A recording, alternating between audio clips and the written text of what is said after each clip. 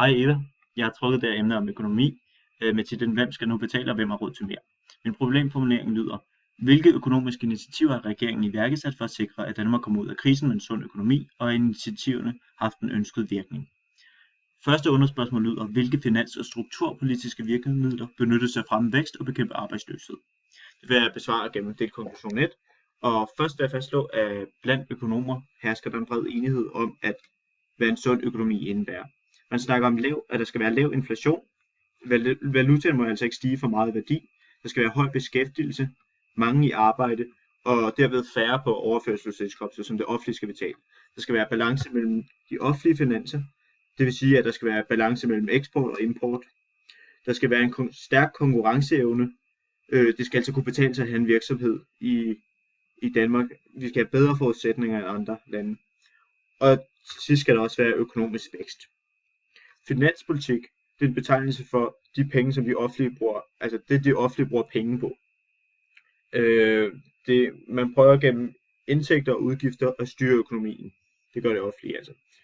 Finanspolitik kan også deles ind i en række andre underpolitikker, som pengepolitik, hvor man prøver at påvirke økonomien via renten eller pengemængden. Desuden er der strukturpolitik, hvor man påvirker økonomien gennem love, regler og skatteafgifter. I finanspolitik kan man enten føre en kontraktiv finanspolitik, det vil sige, at man kræver mere af det offentlige, end man har brug for. Man overbudgetterer altså. Det kan man fx gøre, hvis man ønsker at forhindre økonomien i at stige for meget. Eller også så skal man føre en ekspansiv finanspolitik. Det vil sige, at man bruger flere penge via det offentlige, end man egentlig har, men underbudgetterer altså.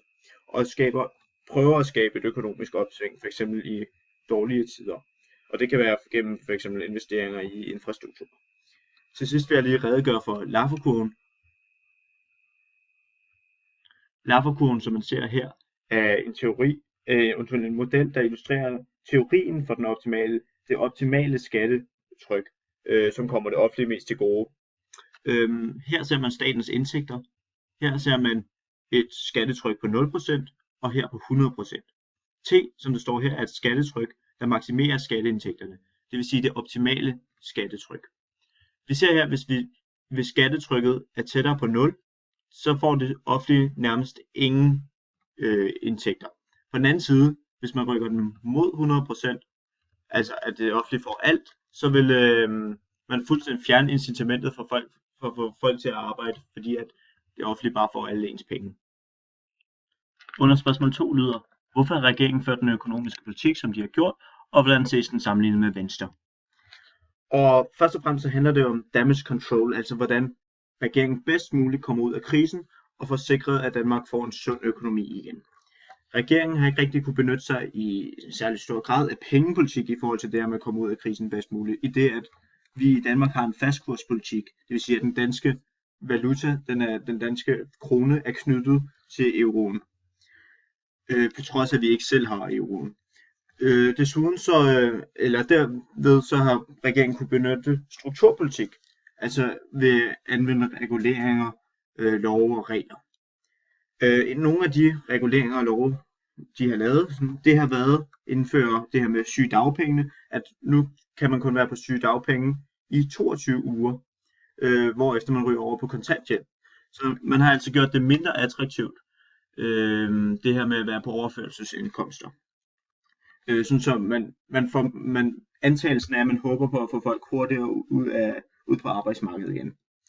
Desuden så har regeringen lavet en SU-reform, som også handler om at få de unge igennem deres uddannelse hurtigst muligt ud på arbejdsmarkedet.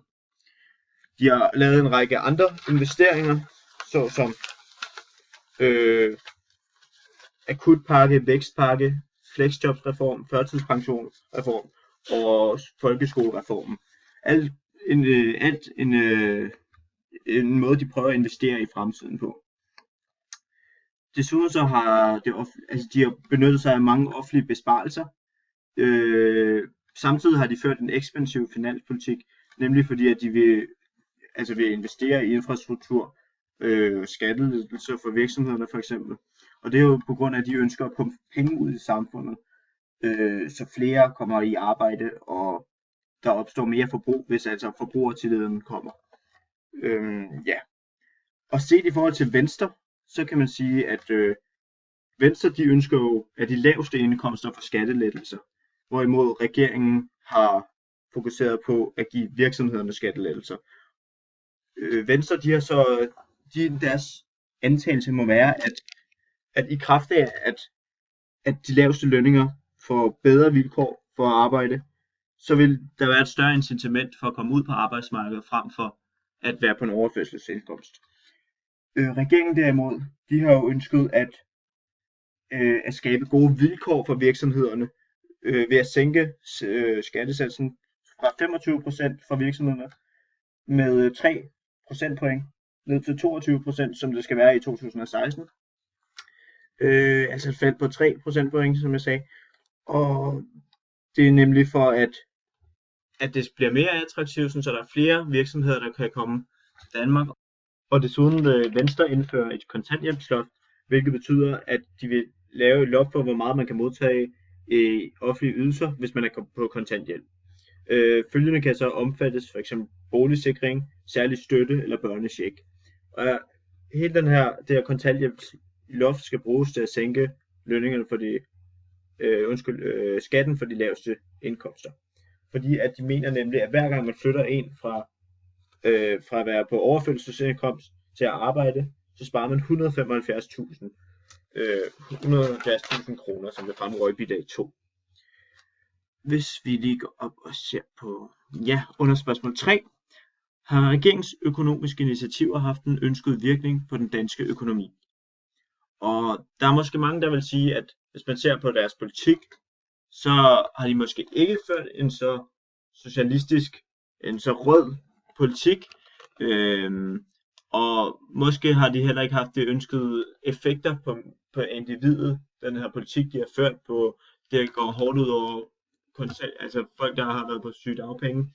Men hvis man ser på økonomien isoleret set, så er der dog meget, der tyder på, at det går den rigtige vej, og det har haft held med at opnå det, de gerne ville. Først og fremmest, hvis vi ser på Forbes, som er et business-magasin, meget liberalt magasin, peger på, at Danmark er en af de bedste lande i verden at have virksomhed i.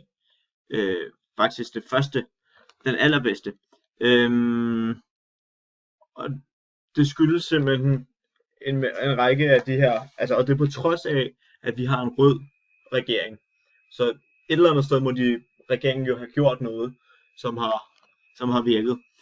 På den anden side, så er der en masse tegn, hvis vi ser på Berlingske Business fra 2014, så kan vi se,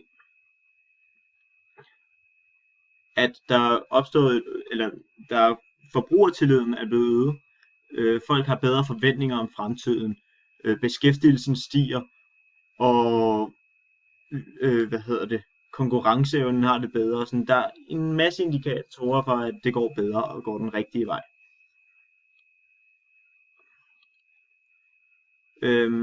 Samtidig, hvis vi ser på den her model, den bekræfter også fra Danmarks Statistik.dk, der bekræfter, at lønmodtagere, der er langt flere, der lønmodtagere i dag har et arbejde, end de sidste år her set tilbage. Og man kan se, at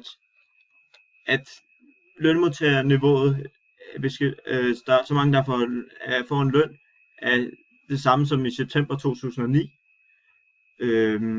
Hvilket altså tyder på, at der er fremgang her. Hvis der er dog også nogen, der er lidt kritiske overfor for regeringens politik, og det er blandt andet CEPOS. Jeg skal lige finde den. Der. CEPOS, liberal tænketank, som peger på, at fjernelse af forsørgerpligten, som regeringen har fået indført, kan have nogle negative beskæftigelseseffekter af den nye kontanthjælpsydelse her. Fordi at de har den her antagelse om, at hvis man fjerner det her forsørgerpligten, så bliver folk dovne og mister derved incitamentet for at arbejde. Så de kritiserer til dels regeringspolitik her, fordi de mener, at det kan fjerne Det kan få 1000